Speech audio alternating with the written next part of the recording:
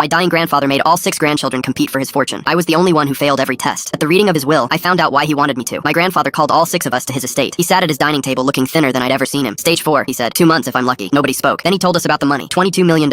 Instead of splitting it, he wanted to give everything to one person. Whoever proved they deserved it. There will be tests, he said. I won't tell you how many or when. Just know I'll be watching. My cousins started whispering before he finished talking. I could see them scheming already, sizing each other up like enemies. I felt sick. This was our grandfather dying and they were already calculating their odds. As everyone filed out, grandfather grabbed my arm, pulled me close. Just be yourself, he said quietly. That's all I ask. I didn't know what that meant, but I nodded and told him I would. The first test came a week later. Grandfather handed each of us $1,000 cash. Whoever turns this into the most money by Sunday wins, he said. Kyle put his into crypto. Sydney drove to Vegas. Brent started flipping items online. I drove home with the cash, not sure what to do. That's when I saw the Molinas sitting on their front porch. They went to grandfather's church. Dad lost his job 3 months ago. 2 little kids. An eviction notice taped to their door. I didn't even think about it. I gave them the whole 1,000. My cousins couldn't wait to brag. Kyle made $1,400. Sydney doubled hers. Brent tripled it somehow. I told the truth. I gave it away. They laughed at me. Grandfather just wrote something in a small notebook and said nothing. The second test was a question. What would you do with the inheritance?